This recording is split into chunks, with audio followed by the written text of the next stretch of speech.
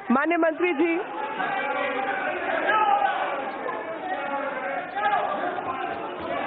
you put it in intervention.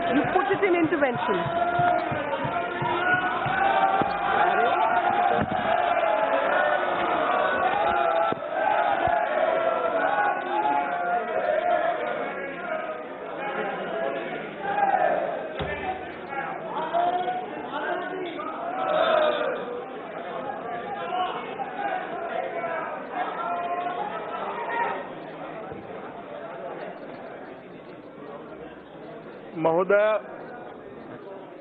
जब ये bill लेकर मैं सदन के सामने उपस्थित हुआ तब मैंने कहा था कि ये बिल उन लाखों करोड़ों शरणार्थियों की यातना का अंत करने वाला बिल है जो आज नर्क का जीवन जिए। अध्यक्ष जी, ये भाई आप बोल।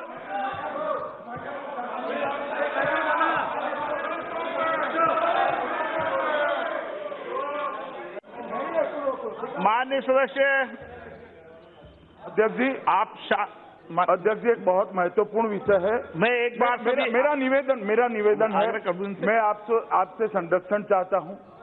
सारे लोग बोले, हमने धैर्य से सुना है।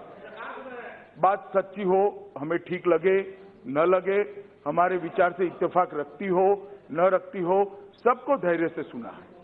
मेरा आपके माध्यम से सभी सदस्यों से निवेदन है कि अब मुझे भी धैर्य से सुना। माननीय सदस्यगण, और बीच में टोका टाकी न करें। 1 मिनट आसन से व्यवस्था दे दूं मैं।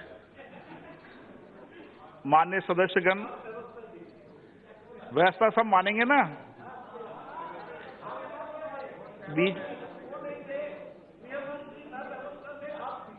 माननीय सदस्यगण, सभी सदस्यों से मेरा आग्रह है कि इस सदन में एक अच्छी बहस हुई है, चर्चा हुई है और सभी सदस्यों को पर्याप्त अवसर दिया है।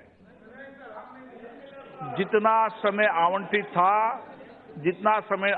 था उस आवंटित समय से ज्यादा समय सभी राजनीतिक दलों को भी दिया है, व्यक्तिगत सदस्यों को भी दिया है। इसलिए मैं आपसे आग्रह कर रहा हूं कि हम सबको इस महत्वपूर्ण विधेयक पर गृह मंत्री जी का वक्तव्य सुनना चाहिए। उसके बाद सदन तय करेगा कि आप जो फैसला करेंगे उस विधेयक के बारे में अंतिम फैसला आप सबकी सहमति से होगा। अध्यक्ष महोदय, मेरे बिल को प्रस्तुत करने के बाद श्री मनीष तिवारी से लेकर श्री राजू बीस तक सभी दलों के 48 सदस्यों ने पक्ष और विपक्ष दोनों के इस बिल की चर्चा में हिस्सा लिया है। महोदय, मैंने पहले ही कहा कि बिल लाखों करोड़ों शरणार्थियों के यातनापूर्ण नर्क जैसे जीवन से उनको मुक्ति दिलाने का साधन बनने जा रहा है। और मुझे बहुत आनंद है कि आज ये लाखों करोड़ों शरणार्थी जो भारत के प्रति श्रद्धा रखते हुए हमारे देश में आए थे, उनको नागरिकता और संवैधानिक सम्मान देने का काम ये बिल के माध्यम से, जब ये बिल पारित होगा, हो जाएगा। अध्यक्ष जी, काफी सारे सदस्यों ने इसमें हिस्सा लिया है। बहुत सारी चीजों का रिपीटेशन भी हुआ है, मगर मैं एक एक कर सभी का जवाब जरूर देना चाहता हूं, क्योंकि ये बिल के बारे में जो अपप्रचार हो रहा है, जो भ्रांति फैलाई जा रही है, मैं नहीं चाहता कि इस बिल के माध्यम से, इस सदन की चर्चा के माध्यम से भारत के किसी भी कोने में वो भ्रांति फैले, ना वो भ्रांति टिक पाए। माननीय सदस्य, प्लीज, उनके प्रॉब्लम है, उनकी समस्या है। सभापति महोदय, श्री मनीष तिवारी जी ने सबसे पहले और बाकी काफी सारे सदस्यों ने अंत तक, श्री प्रेमचंद्रन जी और बाकी सारे सदस्यों ने, शशि थरूर जी ने भी आर्टिकल 14 का हवाला देते हुए इस बिल को गैर संवैधानिक करार दिया। मैं माननीय अध्यक्ष जी, सभी सदस्यों को, सदन को और आपके माध्यम से सदन के सदस्यों के माध्यम से पूरे देश की जनता को कहना चाहता हूं कि किसी भी डायमेंशन से ये बिल गैर संवैधानिक नहीं है, न आर्टिकल 14 का उल्लंघन करता है। आर्टिकल 14 में जो समानता का अधिकार दिया है, उसके तहत मैंने पहले भी कहा कि रीजनेबल क्लासिफिकेशन के आधार पर कानून बनाने से आर्टिकल 14 में कोई रोक नहीं है। अब मैं थोड़ा इसको एक्सप्लेन करना चाहता हूं, थोड़ा बैकग्राउंड में जाना पड़ेगा। हो सकता है मेरी बात सबको अच्छी न लगे, मगर सुनने का धैर्य भी रखना चाहिए, क्योंकि इसी में से एक कैसे गैर संवैधानिक नहीं है इसका तर्क खड़ा होता है। मान्यवर, अच्छा तो ये था कि इस देश का विभाजन धर्म के आधार पर न होता। अगर ये देश का विभाजन धर्म के आधार पर न होता तो बिल लेकर मुझे आने की जरूरत ही नहीं पड़ती। इस देश का विभाजन धर्म के आधार पर हुआ, ये वास्तविकता है। वास्तविकता को इस सदन ने स्वीकार करना चाहिए। जब विभाजन धर्म के आधार पर होता है तो आप इसको स्वीकारे बगैर आगे नहीं चल सकते हो। धर्म के आधार पर विभाजन हुआ, जिस हिस्से में मुस्लिम भाई ज्यादा रहते थे उस हिस्से को पाकिस्तान के नाम से अलग देश बनाया गया और भारत का बचा हुआ हिस्सा भारतीय संघ के नाम से प्रस्तापित हुआ, जो आज हमारा भारत देश है। आगे चलकर पाकिस्तान के में भी पश्चिम पाकिस्तान था और पूर्वी पाकिस्तान था, वो बांग्लादेश में तब्दील हुआ, मगर बीच में एक विभीषिका आई। दोनों ओर से शरणार्थियों का आना जाना, मार काट, बलात्कार, लूट, ढेर सारे परिवारों ने यातना को झेला है। जिन्होंने विभाजन की यातना को झेला है वो ही बता सकते हैं मान्यवर कि ये यातना कितनी कड़ी और कठिन थी। मगर इसके बाद क्या हुआ मान्यवर? नेहरू लियाकत समझौता हुआ। 1950 में दिल्ली में एक नेहरू लियाकत समझौता हुआ और वो समझौते के तहत ये निश्चित किया गया कि दोनों देश अपने अपने अल्पसंख्यकों का ध्यान रखेंगे। भारत भी रखेगा, पाकिस्तान भी रखेगा और बाद में बांग्लादेश बना। मान्यवर, मैं ये सब इसलिए बताता हूं कि ये जो बिल लेकर सरकार आई है इसकी एक पृष्ठभूमि, और ये दोनों देशों के सरकारों ने एक दूसरे को विश्वास दिलाया था कि पाकिस्तान के अंदर जो हिंदू, सिख, बौद्ध, जैन, क्रिश्चियन, पारसी हैं, उनके ही पाकिस्तान ध्यान रखेगा। यहां पर भी जो माइनॉरिटी है, मुसलमान है, क्रिश्चियन है, पारसी है, बौद्ध है, जैन है, उसका हिंदुस्तान ध्यान रखेगा, भारत ध्यान रखेगा। मगर ऐसा हुआ नहीं मान्यवर, ऐसा हुआ नहीं।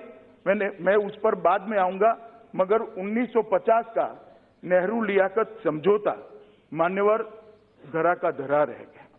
अब मैं जरा जिन 3 देशों से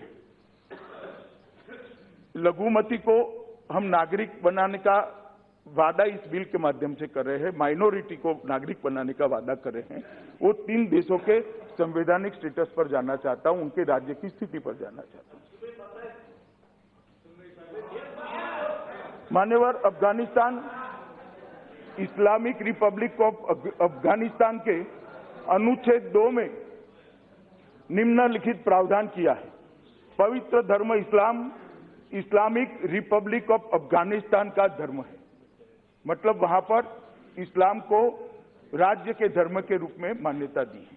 Pakistan, Islamic Republic of Pakistan के संविधान के अनुच्छेद 2 में लिखा गया है, पाकिस्तान राज्य का धर्म इस्लाम होगा। बांग्लादेश जब बना तब तो उसका संविधान सेक्युलर था।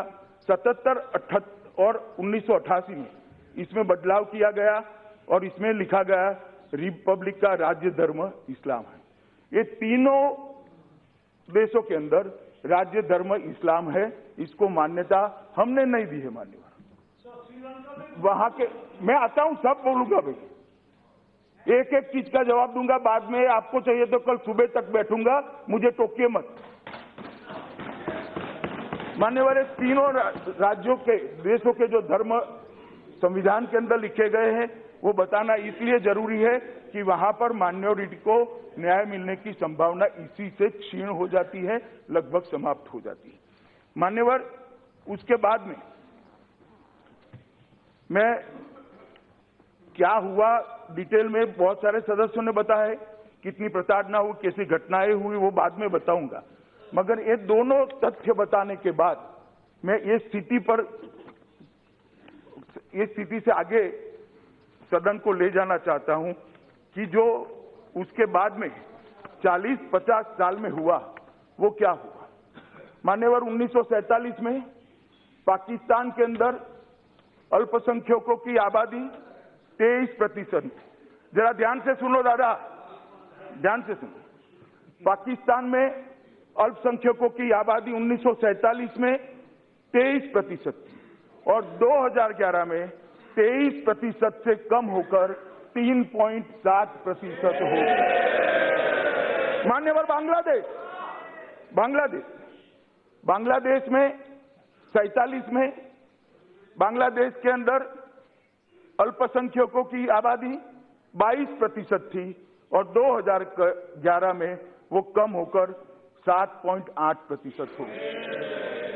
मान्यवर, कहां गए लोग, कहां गए? या तो उनका धर्म परिवर्तन हो गया, या तो भारत में आए, या तो मार दिए गए, या तो प्रताड़ित कर भगा दिए गए। मैं पूछना चाहता हूं, जो लोग विरोध करते हैं, ये माइनॉरिटी का, ये अल्पसंख्यक जो हिंदू, सिख, बौद्ध, ईसाई, जैन, पारसी है, क्रिश्चियन है, इनका दोष क्या है? क्या दोष है उनका? उनको इस प्रकार से क्षीण कर दिया गया। हम चाहते हैं मान्यवर कि उनका अस्तित्व बना रहे और सम्मान के साथ दुनिया के फर्ज है। मान्यवर, इनको बिठा दीजिए, इनको बिठा दीजिए जरा। और मान्यवर,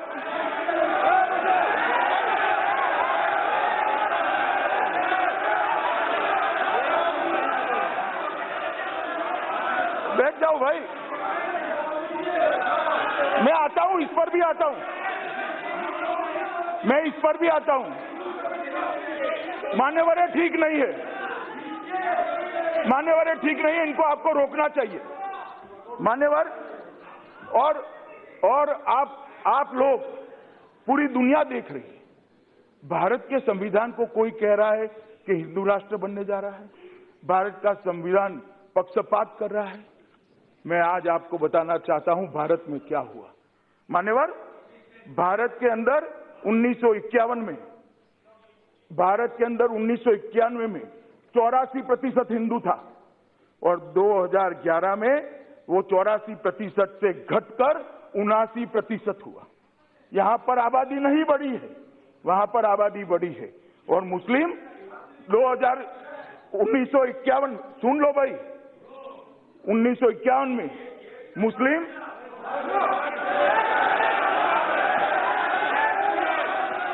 मान्यवर 1951 में यहां पर मुसलमान 9.8% था, आज 14.23% है। हमने किसी के साथ धर्म के आधार पर भेदभाव नहीं करा। और मैं इस सदन को विश्वास दिलाना चाहता हूं, आगे पर भी धर्म के आधार पर भेदभाव नहीं होगा, इसका मैं सदन को विश्वास दिलाना। परंतु धर्म के आधार पर अगर पड़ोस के देश के अंदर धर्म के आधार पर वहीं की अल्पसंख्यकों के साथ अत्याचार हो रहा है, प्रताड़ना हो रही है, तो भारत मुख्य दर्शक बनकर रह नहीं सकता। उनको बचाना पड़ेगा, उनको सम्मान देना पड़ेगा, उनको स्वीकारना। मान्यवर,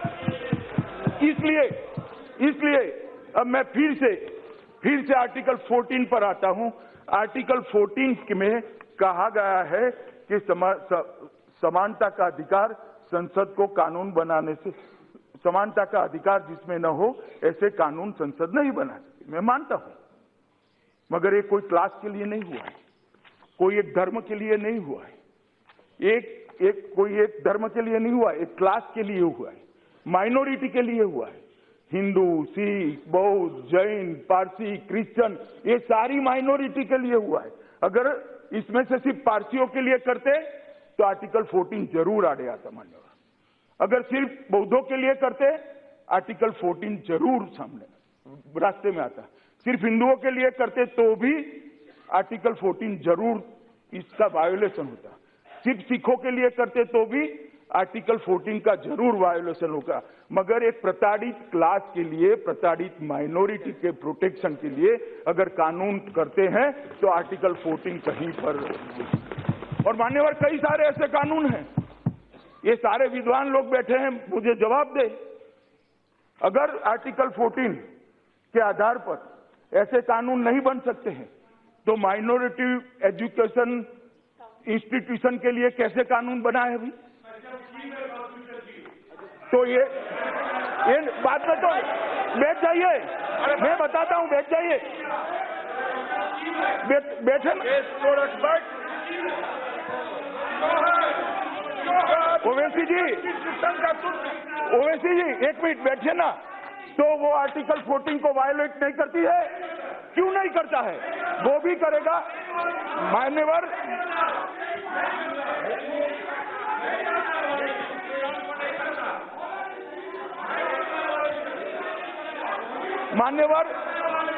मान्यवर मुझे रक्षण देना चाहिए, मैंने सबको सुना है, मुझे सुनना चाहिए इन लोगों को।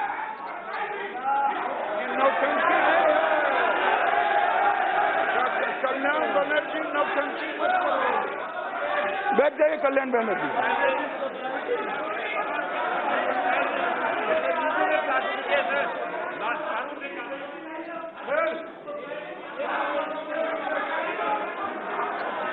बैठ जाइए दादा, बैठ जाइए। मान्यवर, ये बिल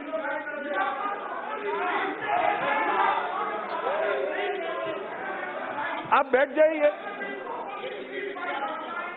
नहीं, ऐसे नहीं बैठाना पड़ेगा मान्यवर, ऐसे भाषण नहीं हो सकता। मान्यवर, मैं अभी भी कहना चाहता हूं कि जो बिल है वो किसी के प्रति, किसी भी धर्म के प्रति भेदभाव से युक्त नहीं है। केवल और केवल उन लघुमतियों के प्रति ये बिल एक पॉजिटिव भाव लेकर आया है जो ये 3 देशों के अंदर प्रताड़ित है, और जो प्रताड़ित है वो शरणार्थी, वो शरण में आता है। मानिए वो घुसपैठिया नहीं हो सकता, वो भाग कर आया है, वो वहां से भाग कर आया है हमारी शरण में मान्यवर। वो उसको घुसपैठिए का स्टेटस हम नहीं दे सकते मान्यवर। इसलिए मैं कहता हूं कि ये रीजनेबल क्लासिफिकेशन के आधार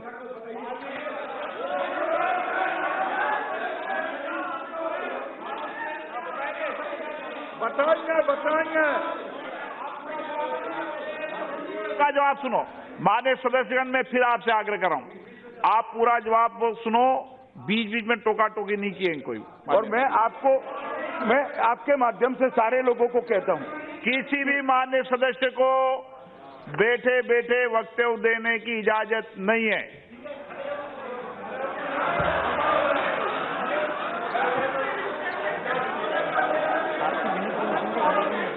हम माननीय सदस्य आसन की बिना परमिशन के खड़े होने की इजाजत भी नहीं है।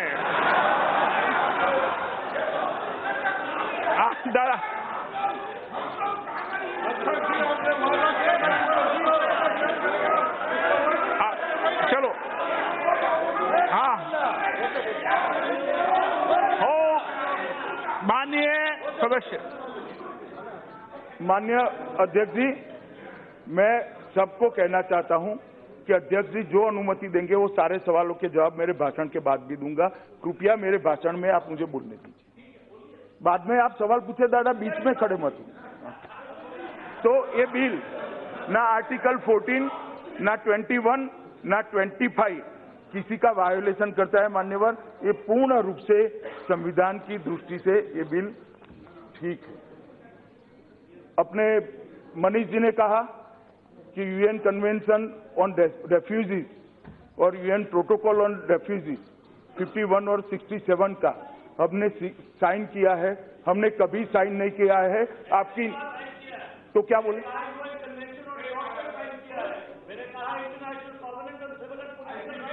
नहीं, वो ठीक है, मगर हमने कोई रेफ्यूजी पॉलिसी को स्वीकार नहीं किया है।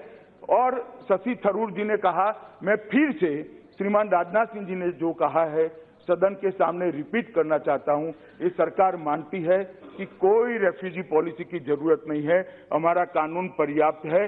भारत सरकार तय करे वो सारे रेफ्यूजी को शरण दें। कोई रेफ्यूजी की जरूरत, पॉलिसी की जरूरत नहीं।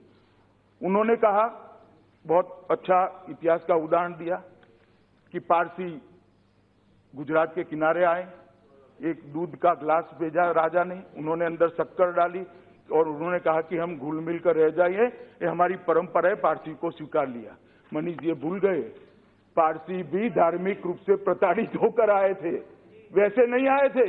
जब उनको ईरान से भगाया गया, उनका धर्म, पारसी धर्म अस्तित्व में खतरे में आया, तब भारत ने शरण दी थी। और आज भी जो जिनको धर्म खतरे में आया, जिनको अपने परिवारों का प्रोटेक्शन करना था, वो आए, उन्हीं को हम शरण दे रहे हैं। मनीष जी, आपने जो उदाहरण दिया वो आपके ही दलील के खिलाफ है। उन्होंने किया, कहा भाई, नहीं, मैं उदाहरण की बात कर रहा हूं। माननीय अध्यक्ष जी, उन्होंने एक बड़े शान से एक शेर पढ़ा कि लम्हों ने खता की थी और सदियों ने सजा पाई थी। मैं यही कह रहा हूं, लम्हों ने सजा की थी, लम्हों ने गलती की थी, खता की थी और सदियों ने सजा पाई है। मगर अब ये नरेंद्र मोदी जी प्रधानमंत्री है, लम्हों की खता अब नहीं होगी, ना सदियों तक सजा प्राप्त करने का मौका आएगा। मान्यवर, ये खता हम नहीं करने वाले, ये खता हम नहीं करने वाले हैं। किसी भी व्यक्ति को अपने परिवार की बहन बेटियों को, बहुओं को बचाने के लिए यहाँ ना पड़े और हम न लें, उसका धर्म बचाने के लिए यहाँ ना पड़े और हम न लें, हम उसको नागरिकता दें, ये गलती हम नहीं कर सकते। मान्यवर, हम जरूर उनको स्वीकारेंगे, संवैधानिक सम्मान भी देंगे और पूरे विश्व के सामने सम्मान के साथ खड़े करेंगे। उन्होंने कहा कि 2 नेशन थ्योरी श्री सावरकर की थी या नहीं थी, इस विवाद में मैं जाना नहीं चाहता। मगर जिन्ना साहब ने जब 2 नेशन थ्योरी इवॉल्व करी, प्रचारित करी और विभाजन हुआ, आप कांग्रेस पार्टी ये बताए भला विभाजन क्यों स्वीकार किया? रोका क्यों नहीं? क्यों रोका नहीं? तो किसने साइन किया? मान्यवर महात्मा गांधी ने कहा था, कि इस देश के अगर टुकड़े होंगे तो गांधी जी के मृतदेह पर होंगे। और कांग्रेस पार्टी ने धर्म के आधार पर इस देश के विभाजन को स्वीकार कर ये सारी चीजें आज इसके आधार पर, मान्यवर, धर्म के आधार पर देश का विभाजन कांग्रेस पार्टी ने स्वीकार किया था। ये ऐतिहासिक सत्य है, इसको कोई नकार नहीं सकता। मान्यवर,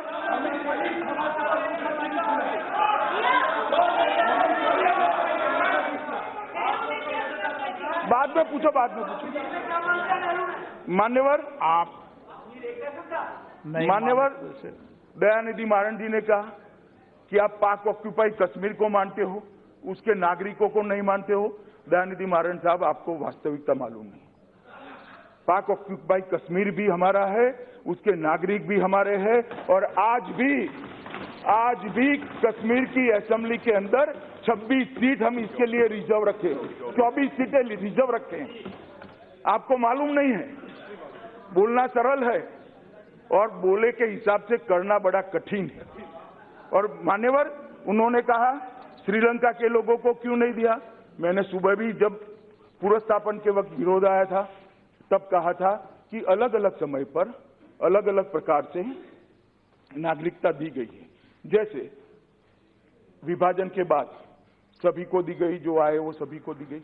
71 में बांग्लादेश से आए दी गई, दंडकारण्य में 1959 में जो बांग्लादेश से आए दी, तमिलनाडु के जो भाई लंका से आए उसको भी दी गई। 3 लाख लोगों को उनकी प्राकृतिक वृद्धि के साथ श्रीलंका की नागरिकता लाल बहादुर शास्त्री और बंडार नायक के बीच 64 में जो समझौता हुआ, ये एक सेकंड, मैं वो वहां से नहीं, मैं यही कह रहा हूं कि इसमें भी प्लीज, इसमें भी एग्रीमेंट था भाई, इसमें भी एग्रीमेंट था। बैठे, उसके बाद में भारत सरकार 5.25 लाख लोगों की वृद्धि के साथ 1979 में दी।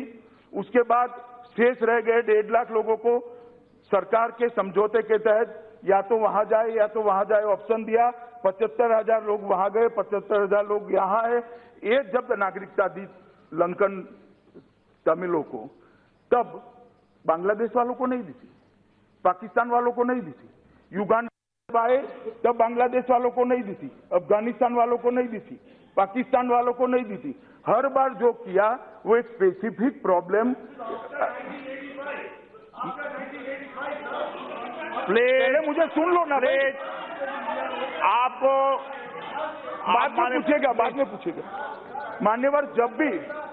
जब भी नागरिकता के बारे में कोई इंटरवेंशन हुआ है, एक स्पेसिफिक प्रॉब्लम को सॉल्व करने के लिए हुआ है। युगांडा के लिए जब नागरिकता दी तब देश भर से, दुनिया भर से आए सारे लोगों को नागरिकता नहीं दी थी, सिर्फ युगांडा से जो भारतीय आए थी। इसलिए इस बार ये 3 देशों से जो धार्मिक लघुमती आई है, इसको नागरिकता दी है। किसी को भी नागरिकता न देने का कोई इसमें दुर्भावना नहीं है, ना तमिलों को है, ना लंका से आए हुए शरणार्थियों को है। क्योंकि ये एक 3 देशों के जो धार्मिक शरणार्थी आए हैं उनको एड्रेस करने के लिए ये लेकर आए, इसलिए हो रहा है। तो इसको भी मैं जरा स्पष्ट करना चाहता हूं। एक उन्होंने कहा कि माइनॉरिटी की व्याख्या बहुत संकुचित है। मान्यवर, हमारी माइनॉरिटी की व्याख्या संकुचित नहीं है। दयानिधि मारन साहब, शायद मेरा हिंदी में वक्तव्य होता है तो ट्रांसलेशन में थोड़ी गड़बड़ हुई होगी। मैं आपको बता दूं, मैं यहाँ के माइनॉरिटी की बात ही नहीं करता। ये पूरा विधेयक वो 3 देशों में जो धार्मिक माइनॉरिटी है, इसके लिए हमारी व्याख्या संकुचित नहीं है। और ये सनातन सत्य है, वो 3 देशों के संविधान के हिसाब से सत्य है कि वहां पर मुस्लिम माइनॉरिटी नहीं है। इसको कैसे झुठलाया जा सकता है? जब बांग्लादेश, सुनिए बाद में पूछे साहब, बांग्लादेश, अफगानिस्तान और पाकिस्तान के माइनॉरिटी की बात करेंगे, तीनों राज्यों का धर्म जब इस्लाम होगा तो वहां इस्लामिक लोग कैसे, इस्लाम के अनुयायी कैसे माइनॉरिटी हो सकते? हमारी व्याख्या संकुचित नहीं है। वहां के संविधान का प्रोविजन ऐसा है जो मुस्लिमों को माइनॉरिटी का स्टेटस नहीं देता है, इसलिए नहीं। इस देश में इतने सारे मुसलमान हैं, कोई भेदभाव नहीं होता है, सब जी रहे हैं। और यहाँ चित्र ऐसा बनाया जा रहा है कि इस देश के मुसलमानों के साथ अन्याय हो रहा है, ऐसा नहीं है मान्य। वहां पर जो वहां की स्थिति है उसमें मुस्लिम कम्युनिटी, मुस्लिम धर्म के अनुयायी वहां माइनॉरिटी नहीं है, इसलिए उनको नहीं स्वीकार करे, उनके साथ अन्याय नहीं कर रहे। अगर वो माइनॉरिटी होते तो उनको भी स्वीकार कर लेते। और रोहिंग्या का कहते हैं, रोहिंग्या के लोग वाया बांग्लादेश आते हैं, ब्रह्मदेश के लोग वाया बांग्लादेश आते हैं, और ब्रह्मदेश सेक्युलर कंट्री है, फिर भी वाया बांग्लादेश आते हैं। रोहिंग्या को कभी भी स्वीकार नहीं किया जाएगा। मैं आज फिर से मान्यवर, उन्होंने कहा कि माइनॉरिटी में डर है। मान्यवर, मैं इतना ही कहना चाहता हूं कि माइनॉरिटी में कोई डर की भावना नहीं है तो भी आपके वक्तव्य से थोड़ा बहुत खड़ा भी हुआ होगा, तो मैं मेरे सभी माइनॉरिटी के भाइयों बहनों को विश्वास दिलाना चाहता हूं कि नरेंद्र मोदी की प्रधानमंत्री प्लीज बैठिए, प्लीज। मान्यवर, नरेंद्र मोदी जी के प्रधानमंत्री रहते हुए इस देश में किसी भी धर्म के नागरिक को डरने की जरूरत नहीं है। ये सरकार सबको सुरक्षा और सबको समानता, समान अधिकार देने के लिए कटिबद्ध है मान्यवर, इसलिए किसी को डरने की जरूरत नहीं। आज अभिषेक बनर्जी ने भी इस पर भाषण किया। उन्होंने, मैंने तो पहली बार सुना, शायद 6 साल में पहली बार बोले हैं, मगर बहुत अच्छा बोले। नहीं, मैंने पहली बार सुना है, मैंने पहली बार, इसलिए कहता हूं बहुत अच्छा बोले इन्होंने, इसलिए बोले ना, ये तो कहा ना, मैंने पहली बार सुना भैया। इन्होंने टैगोर, विवेकानंद और बंकिम बाबू का उल्लेख किया, तीनों को कोट किया, मगर मैं एक छोटा सा सवाल पूछना चाहता हूं माननीय अध्यक्ष जी। बंकिम बाबू, टैगोर और विवेकानंद का बंगाल की कल्पना ऐसी थी जिसमें दुर्गा विसर्जन के लिए कोर्ट में जाना पड़े, सरस्वती पूजन न हो, ये कल्पना करी थी।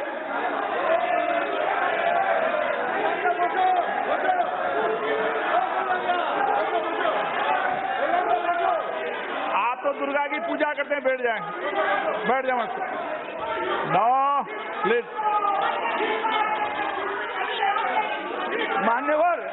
मान्यवर गुस्से क्यों हो रहे हैं? मैंने तो उनको कुछ नहीं कहा, मैंने तो उनको कुछ नहीं कहा, मैंने कहा टीएमसी को कुछ कहा। मान्यवर, मैंने तो टीएमसी को कुछ कहा ही नहीं। नहीं माननीय sir, please please please please दादा, प्लीज प्लीज प्लीज दादा, आज तो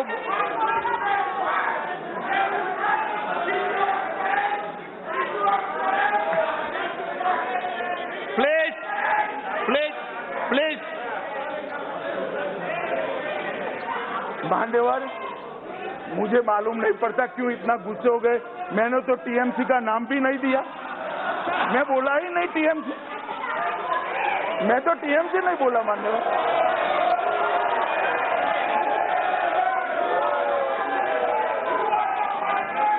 और माननीय सुरेश प्लीज प्लीज प्लीज, माननीय please please please please please please please please, आप सब बैठ जाइए। रमेश जी, आप आपस में जवाब गृह मंत्री दीजिए। माननीय अध्यक्ष जी, अरे भाई क्यों बोल रहे हैं? माननीय अध्यक्ष जी, हाँ दादा, उन्होंने कहा, दादा शांति है, उन्होंने कहा कि एक मिनट नहीं, माननीय अध्यक्ष जी, उन्होंने कहा कि NRC of citizenship amendment bill trap. मान्यवर, इसमें कोई ट्रैप नहीं, एक सीधा साधा लेजिस्लेशन है जो तीनों देशों से आए हुए धार्मिक लघुमतियों को, शरणार्थियों को नागरिकता प्रदान करेगा। मगर ट्रैप उनको जरूर लग सकता है जो वोट बैंक के लिए घुसपैठियों को शरण देना चाहते हैं, उनको ट्रैप जरूर लग सकता है। माननीय, जो वोट बैंक के लिए घुसपैठियों को शरण देना चाहते हैं, उनको हम सफल नहीं होने देंगे, हम नहीं होंगे। ये ट्रैप उनको इसलिए जरूर लग सकता है। और मैं कहना चाहता हूं, बंगाल के सारे सदस्य दोनों ओर से उद्वेलित, यहाँ के भी वहां के भी, मैं कहना चाहता हूं कि लाखों लाखों लोगों को जो नागरिकता मिलने वाली है वो सारे बंगाली शरणार्थी है। क्या आप नहीं चाहते कि बंगाली हिंदू, बौद्ध, सिख, क्रिश्चियन शरणार्थियों को नागरिकता मिले? आप नहीं चाहते हैं? और मान्यवर, मैं थोड़ी स्पष्टता इसलिए भी करना चाहता हूं, मैं इसलिए थोड़ी स्पष्टता करना चाहता हूं कि ये लोग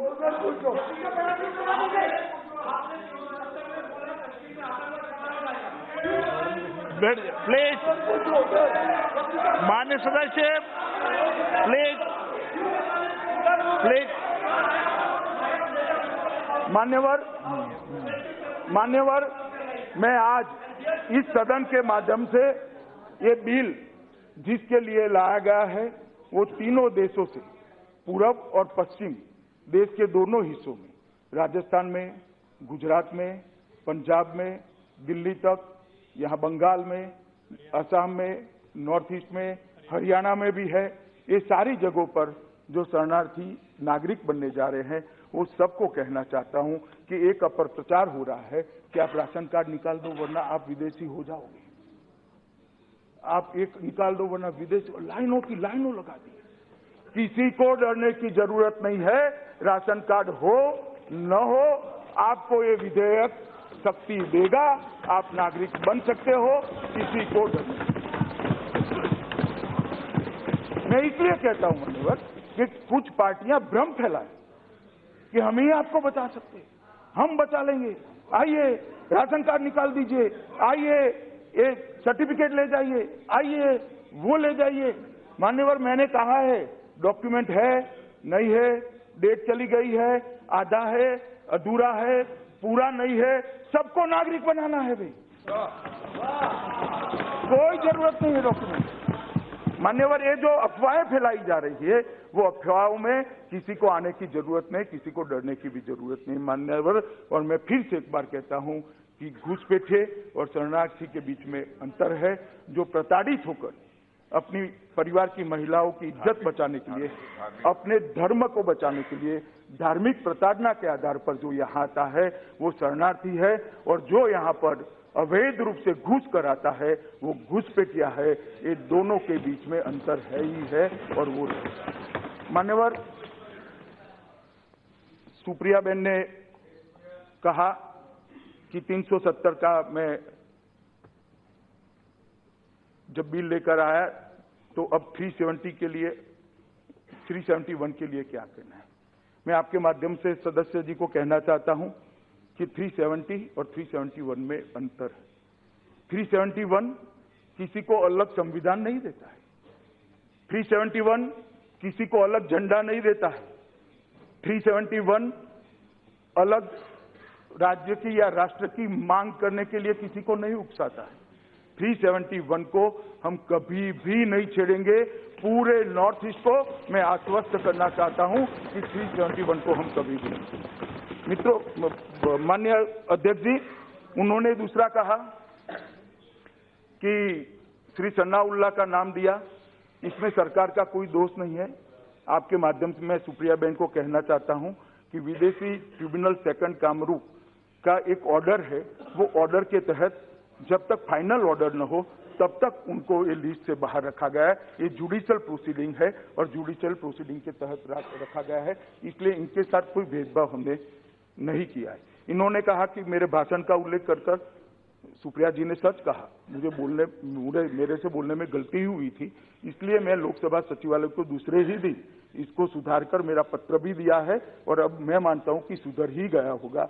मैंने ये कहा था कि इसकी सबसे लोगों से चर्चा हुई है, सब लोगों ने सहमति दी है, वो शब्द बदलकर मेरे जो समझ में जो अंतर था, मेरी जानकारी में जो अंतर था, उसको मैंने करेक्ट कर लिया है। आपने ठीक ही कहा कि वो गलती हुई थी। मान्यवर, उन्होंने कहा कि एनआरसी फेल गया है। मान्यवर, मैं इस सदन को फिर से एक बार आश्वस्त करना चाहता हूं, जब हम एनआरसी लेकर आएंगे, एक भी घुसपैठिया इस देश के अंदर बच नहीं जाएगा। किसी को चिंता करने की जरूरत नहीं। मैं बड़े अधिकार के साथ कहता हूं। अधीर रंजन चौधरी जी ने जवाब दिया, बिन सांप्रदायिकता जोर जोर से बोलते रहे, मैं भी सुनता रहा, क्योंकि अध्यक्ष जी का आदेश था बीच में नहीं बोलना है। मगर साहब, मैं देश की जनता को कहना चाहता हूं, कांग्रेस एक ऐसी बिन सांप्रदायिक पार्टी है, केरल में इसके साथ मुस्लिम लीग पार्टनर है और महाराष्ट्र में शिवसेना पार्टनर। मैंने ऐसी बिन सांप्रदायिक पार्टी मेरे जीवन में नहीं देखी। मान्यवर,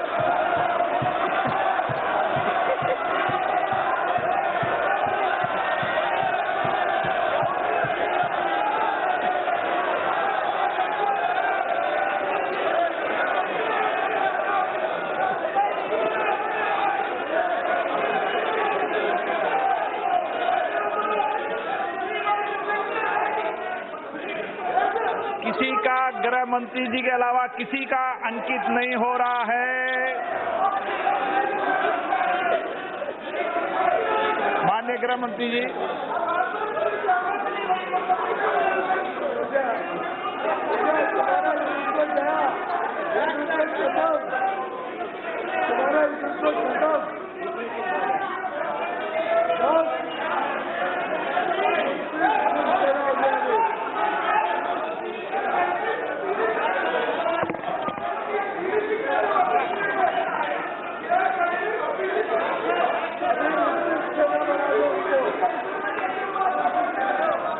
Suresh, please. Please sit down. Please sit down. हाँ वो बैठ गए, आप भी बैठ जाओ, बैठ गए। क्यों, कोई प्रॉब्लम है क्या? कुछ प्रॉब्लम है क्या?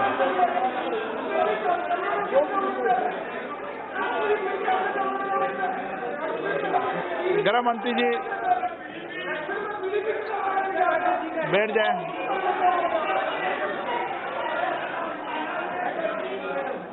मान्यवर, उन्होंने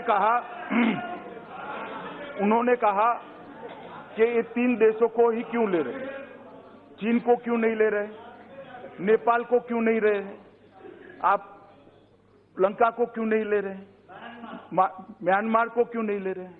मान्यवर, मैंने पहले भी कहा कि हर बार नागरिकता पर जब भी इस देश में निर्णय हुआ, कोई एक निश्चित परिस्थिति के आधार पर निश्चित प्रकार के समस्या को हल करने के लिए निर्णय हुआ। ये अभी बांग्लादेश, पाकिस्तान और अफगानिस्तान से जो रिलीजियस माइनॉरिटी आई है, इसके लिए निर्णय है, इसलिए किसी के साथ उसका सवाल नहीं है।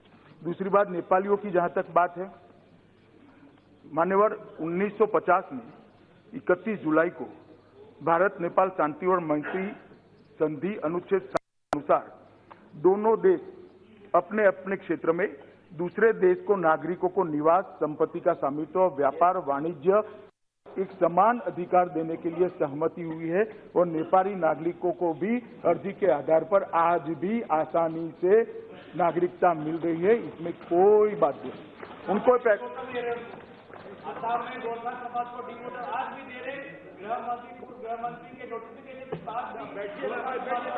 माननीय सदस्य अगर कोई भी बीच में खड़ा हुआ तो उसको किसी को भी क्लेरिफिकेशन की इजाजत नहीं दी जाएगी।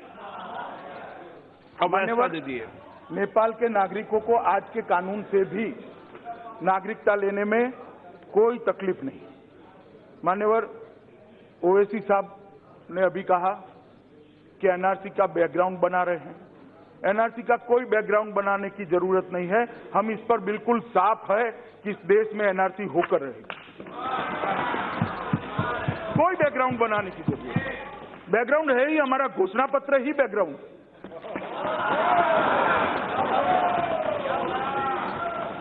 मान्यवर, उन्होंने कहा मुसलमानों से नफरत क्यों है। हमें कोई नफरत नहीं है। मैं आपको कहता हूं जनाब, आप नफरत खड़ी मत करना, मेहरबानी कर दीजिए। हमें कोई नफरत नहीं। और मैं फिर से स्पष्ट करना चाहता हूं बार बार, क्योंकि एक एक सदस्य बोला है मुसलमानों के साथ अन्याय है। इस देश के किसी मुसलमान का इस बिल से कोई वास्ता नहीं, कोई वास्ता नहीं। ये जो है, ये बिल जो है, वहां से आने वाले हिंदू, सिख, बौद्ध, पारसी, जैन और क्रिश्चियन शरणार्थियों को नागरिकता देने। इसमें भारत में रहते हुए भारत के नागरिक मुसलमानों से कोई लेन देन नहीं।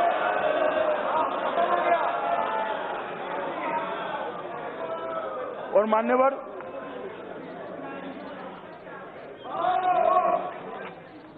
मान्यवर, गोगाई जी ने कहा,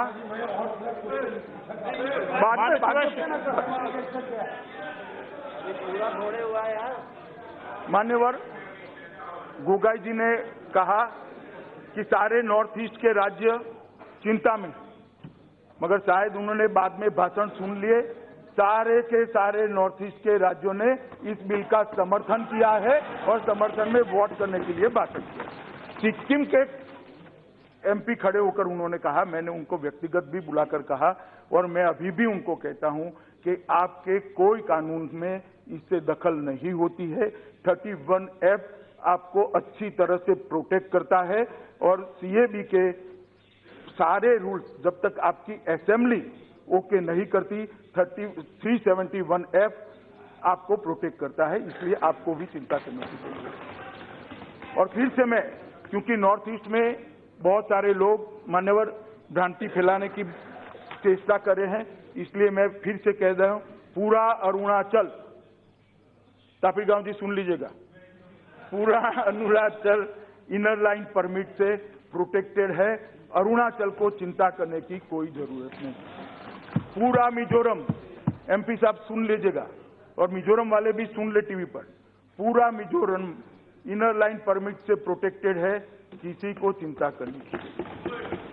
मान्यवर, पूरा नागालैंड इनर लाइन परमिट से दीमापुर के छोटे से हिस्से को बात कर पूरा प्रोटेक्टेड है, पूरे नागालैंड को चिंता करने की जरूरत है। मणिपुर आज प्रोटेक्टेड नहीं है, मगर हम एक बिल तभी नोटिफाइड करेंगे जब मणिपुर को इनर लाइन परमिशन दे दिया जाएगा।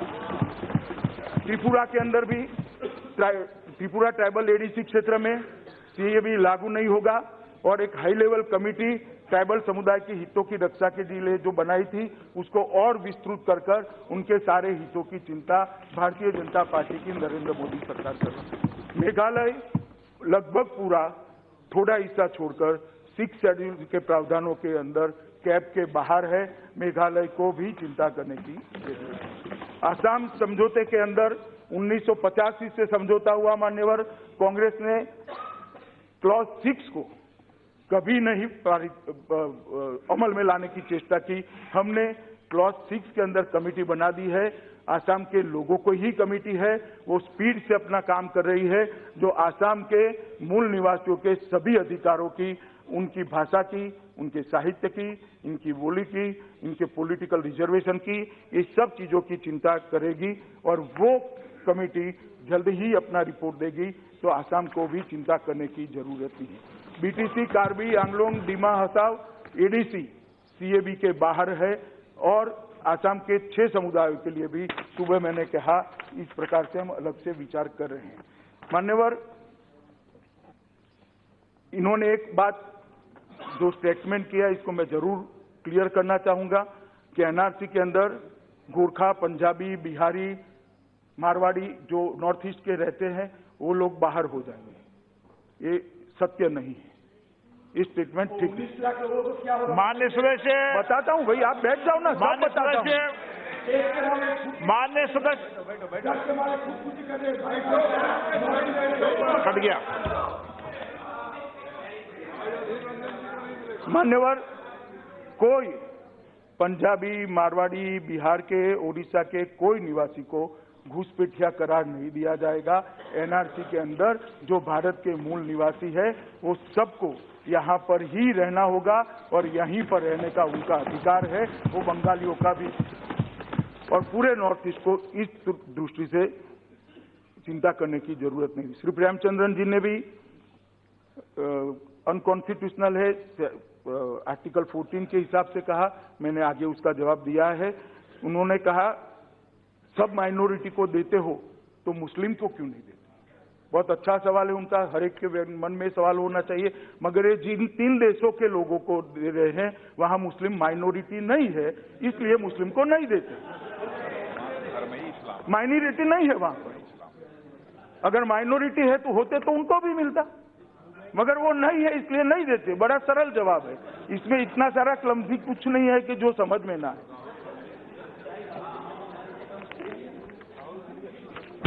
शशि थरूर जी ने कहा कि धर्म के आधार पर नागरिकता नहीं देनी चाहिए। शशि थरूर जी, कांग्रेस के शासन में जितनी बार भी आजादी के बाद सारे शरणार्थियों को नागरिकता दिया वो धर्म के आधार पर ही दिया था। मेरी बात सुन लीजिए, क्योंकि विभाजन ही धर्म के आधार पर हुआ। तो सारे जो शरणार्थी आए थे वो हिंदू, ज्यादातर हिंदू और सिख थे, बहुत जैन, पारसी भी थे, थोड़े बहुत क्रिश्चियन भी थे।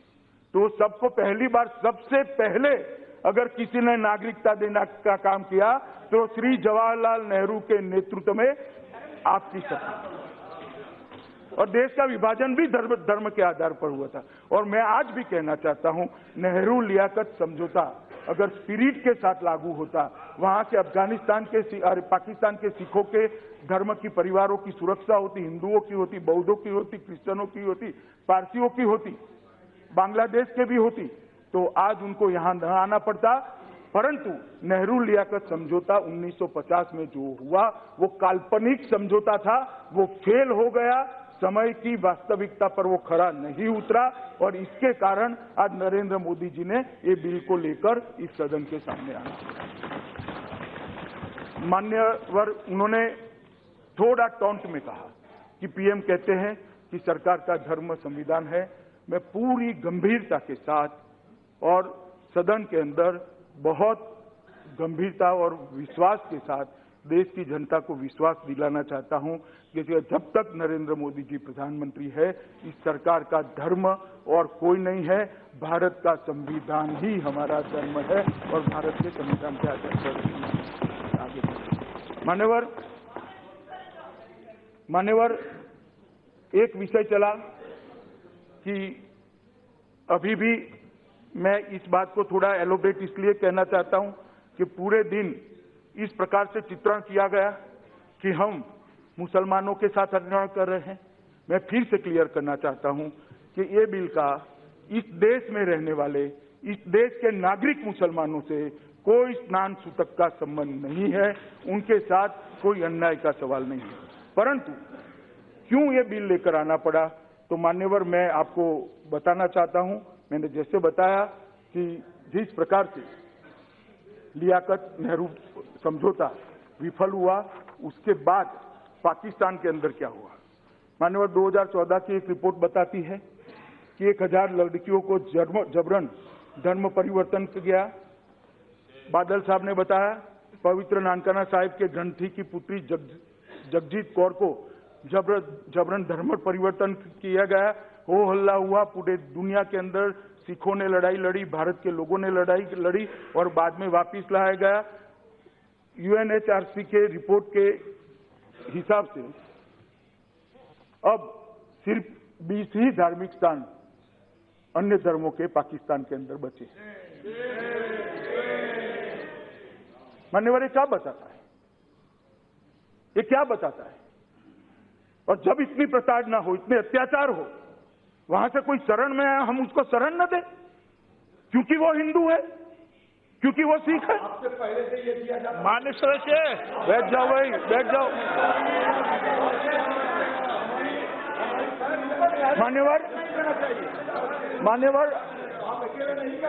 मान्यवर मैंने पहले भी बताया, फिर से मैं रिपीट करूंगा। 1947 में 23% आबादी सिर्फ 3.7% रह गई और बर्बरता, उत्पीड़न और संस्थागत अत्याचार, मैं सोच समझकर शब्द का प्रयोग कर रहा हूं, संस्थागत अत्याचार से भागे सिखों, हिंदुओं तथा ईसाइयों ने भारत में शरण ली है। उन लोगों को नागरिकता लेने के लिए हम यहाँ पर आए। मान्यवर इसी प्रकार से बांग्लादेश बनने के बाद एक शांति और मैत्री की ढाका में संधि हुई 1972 में। भारत की प्रधानमंत्री श्रीमती इंदिरा गांधी और बांग्लादेश के प्रधानमंत्री शेख मुजीबुर रहमान द्वारा हस्ताक्षरित हुई। जब तक शेख साहब का देह रहा, वो जिंदा रहे, संधि का बहुत अच्छे से पालन हुआ। मैं आज इस संसद के अंदर शेख मुजीबुर रहमान के प्रति कृतज्ञता व्यक्त करना चाहता हूं कि उनके रहते किसी भी धार्मिक लघुमती के साथ, अल्पसंख्यक के साथ अत्याचार नहीं हुआ। और अभी अभी जो शासन आया है उसने भी बहुत अच्छा किया है, बहुत कम हुई है। मैं इसको भी मान्य सर, प्रॉब्लम क्या है आपके? मान्य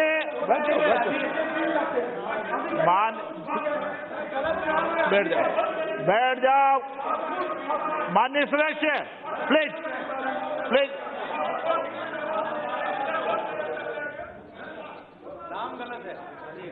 मान्यवर इनका नाम ही अधीर रंजन है, इसलिए मुझे कोई आपत्ति नहीं। देता हूं। आपका जवाब भी देंगे ना मान्य सदस्य, बेटे से ही।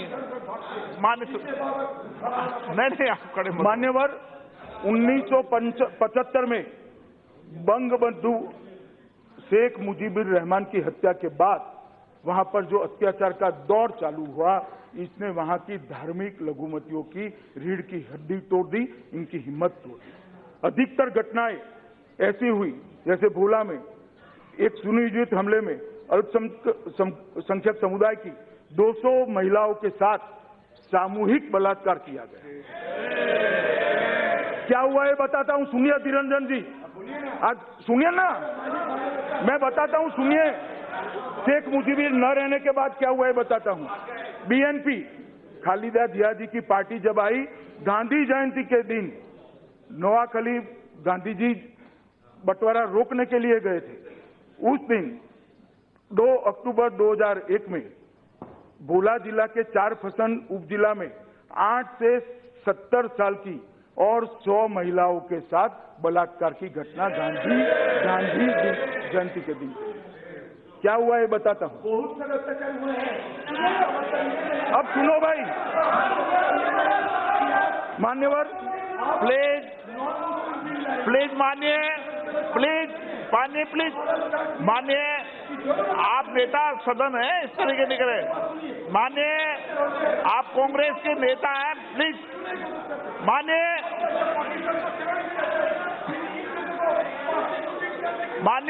प्लीज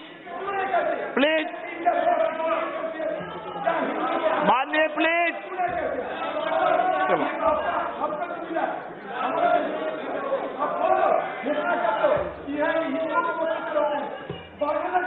मान्यवर इनको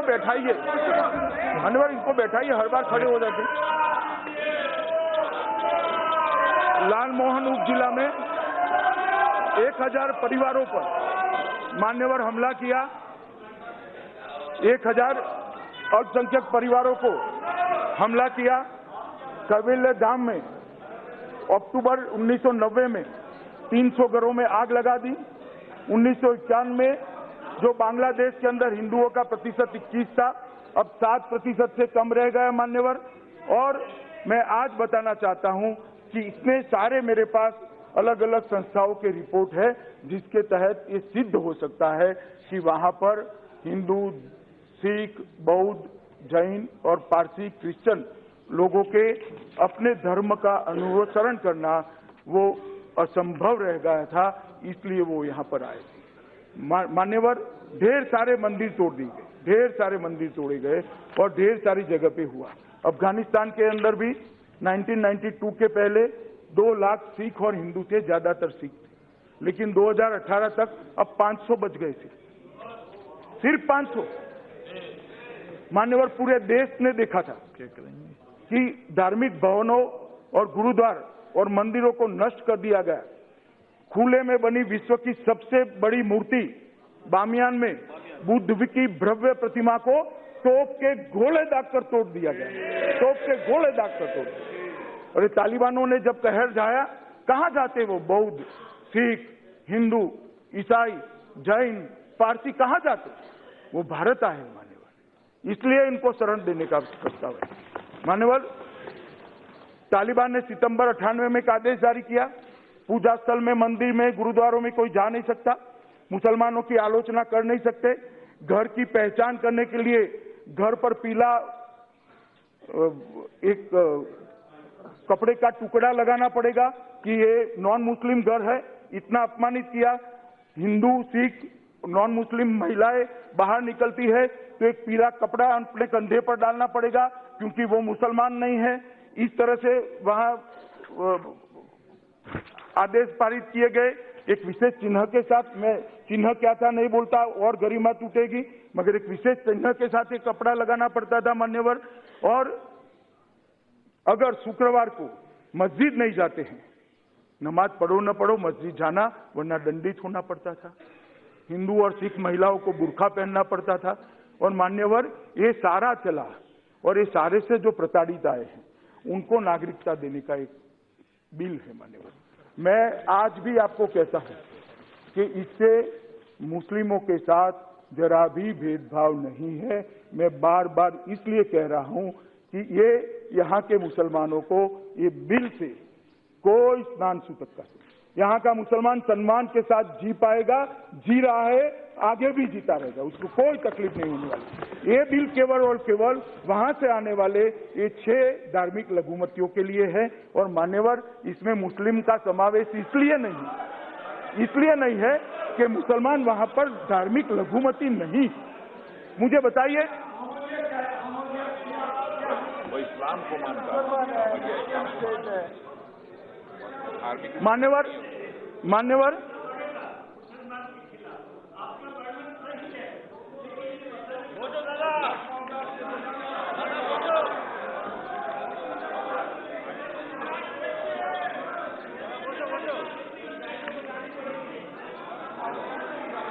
दादा, मान्यवर, मैं अंत में फिर से एक बार ये सदन के माध्यम से पूरे देश के सामने स्पष्ट करना चाहता हूं कि शरणार्थी और घुसपैठिए के बीच में मौलिक अंतर है।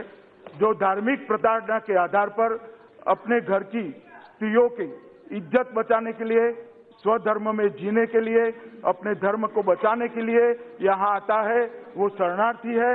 और वो जो विदाउट परमिशन घुस कर आता है वो घुसपैठिया है। दोनों के बीच में बहुत बड़ा अंतर है और ये बिल शरणार्थियों के लिए है, ये बिल धार्मिक लघुमतियों के लिए है। मैं आज जिन सारे लोगों ने भाषण किया है वो सब लोगों को मन से अपील करता हूं, मत बैंक की लालच के कारण आंख अंधी और कान बहरे हुए हैं तो खोल लीजिए, खोल लीजिए। लाखों करोड़ों लोगों को अन्याय हुआ है, लाखों करोड़ों लोगों को अन्याय हुआ है।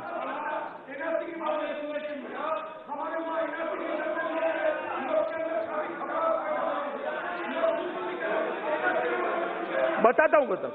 मान्यवर, लाखों करोड़ों लोग जो नर्क की यातना में जी रहे हैं, 70 साल से उनको नागरिकता नहीं मिली है, वो अपना मकान नहीं ले रहे हैं, उनको नौकरी नहीं मिल रही है, स्वास्थ्य की सुविधाएं नहीं मिल रही हैं, उनको उनके बच्चे को अच्छी शिक्षा नहीं मिल रही है, नौकरी नहीं मिलती है, घर में भूखमरी है, रहने का मकान नहीं है, कोई रोड पर रह रहा है, कोई रेल की पटरियों के पास में जगह पे रह रहा है, कोई वैसे ही घूम रहा है।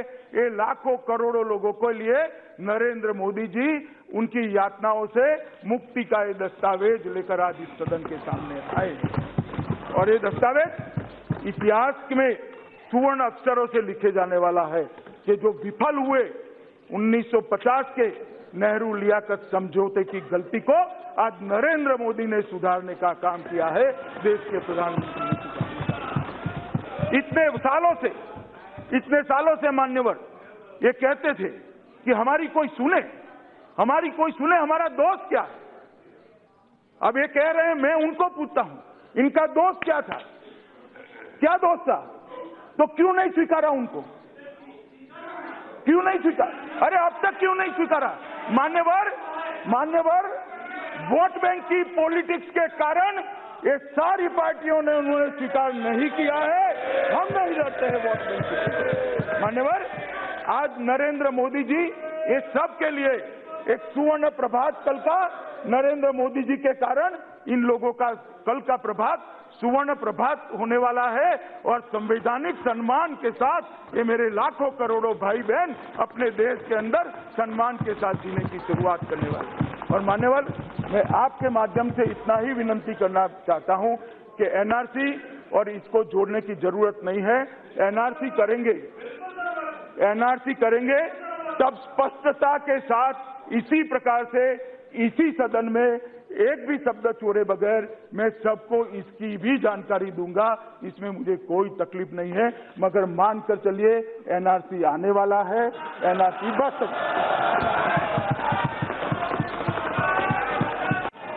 माननीय सदस्यगण, माननीय मंत्री जी ने बड़े विस्तार से सभी सदस्यों का जवाब दिया है। मुझे नहीं लगता कि आपको स्पष्टीकरण की आवश्यकता है।